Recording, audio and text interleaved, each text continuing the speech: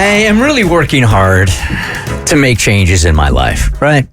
And one thing that I have never been good at is embracing the good things that come my way. I always seem to brush them off, right? Don't celebrate me. I came from a family that didn't celebrate birthdays or anything else. And man, I can always hear my dad in my ear, "Hey, you ain't special. You ain't special."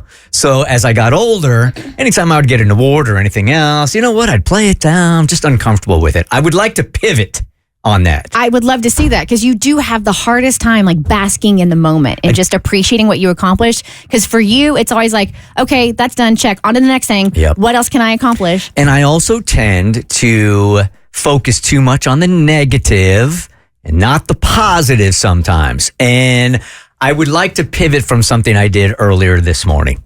So when I was out this week in Costa Rica with my kid on his senior trip, I was chaperoning. Kristin was out of content, she said, and decided to do something illegal. And that was break into my house. Don't be saying that on the air. I had the code. I used to, and your dog was in there. I didn't give you the code. Franny didn't give you the code. I am not going to release any of my sources. So yeah, I popped over to your house after the show, and this is also your fault for moving back closer to the station because it didn't really take a lot of time out of my day. Yeah, you wouldn't have gone to Swanee for this bit. No, I would not. But Sandy Springs, right around the corner, no problem. You are nor would I have gone to Johns Creek. But the fact that you now live a whopping 3 minutes away from the radio station, I'm yeah, after the show, I could pop over there. Saunter through the front door. Sure. Choose 4 items because I wanted to do a giveaway once an hour. Yep. And find some items in your house that I thought would be fun and funny to give away for 1 penny. Some hurt more than others. I realized this morning while I was taking my protein drink that you gave away my blender. I did. Your magic bullet is no longer yours. Okay. And that one can be easily replaced. No problem on that one. You stole some of my underwear.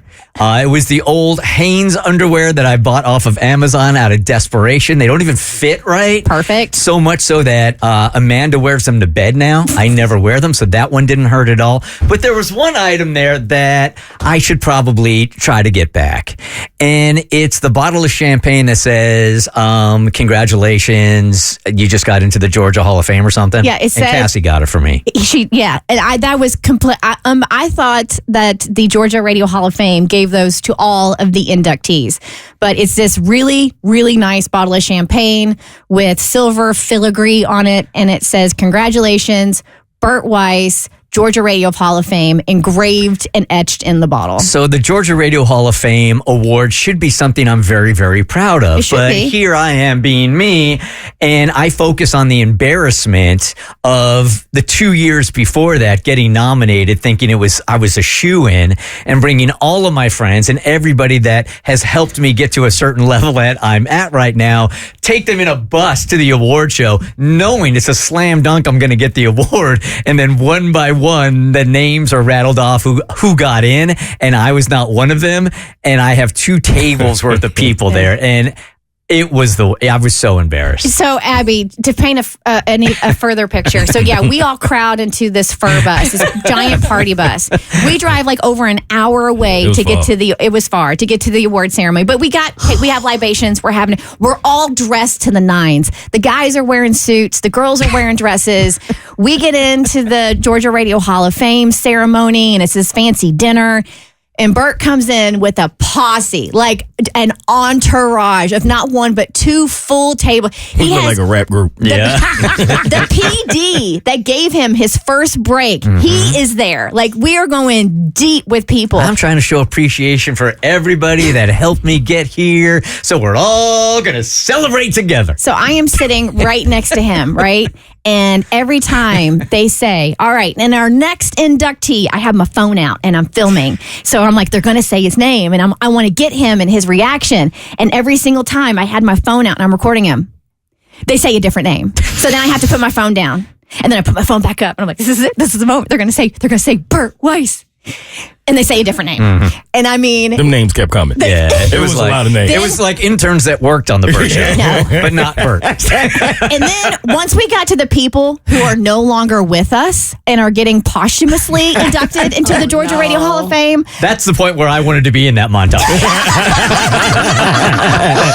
I was like, I don't think this. And so then the final deceased member gets inducted into the Georgia Radio Hall of Fame. They were like, good night, thank you for coming. And we're all sitting there and our dude hasn't been inducted. And we're just like, they're no longer selling alcohol. And we're just like, nobody else was there. We're just us sitting at the table. That's, especially when they should have been selling more alcohol. And the only thing that died after that was my ego.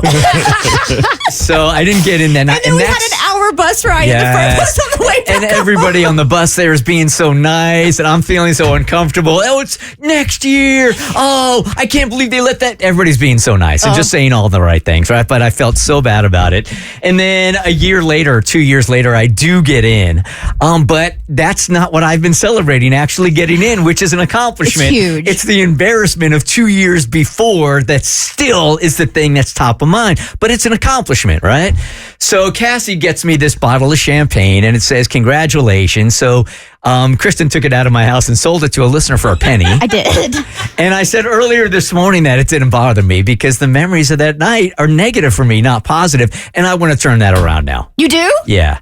It was a really nice gesture on Cassie's part. And I did get into the Hall of Fame, and that should be celebrated. So at some point or another, I should drink that champagne. Okay. So I would like to buy that one back. You can have everything else, but I would like to have that one thing back. Okay. So, Katie, it was Lisa who won. We have everybody's information because we are shipping stuff out. We didn't ship the champagne out because we needed a special box to wrap it in. All right. So let's go ahead and see if we can ask her if we can buy it back before we send it to her. Okay. That's what I can do. All right. She might play hardball because she had plans already. Well, I mean, if she sells it back for 2 pennies, I mean, she's already doubled her money. True indeed. All right, so Lisa bought. What'd you do? Give it away to caller like 100 every hour? Or something? We picked different numbers. I picked the first caller, number 4. That's who. I don't know why I remember this. I'm like an idiot savant right now.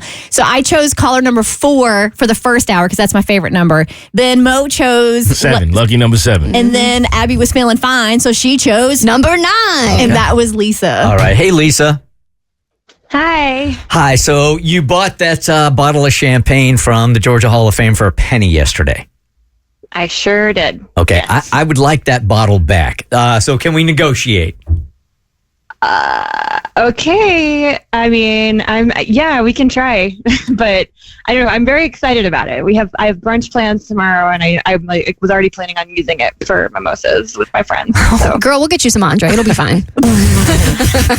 There's 20 years of Bert shows wrapped up in that champagne, and you're just going to use it on a random Saturday for brunch. Okay.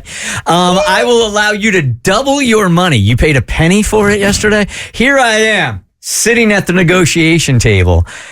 My first offer, doubling your money and giving you 2 cents for it. Ooh, big bucks.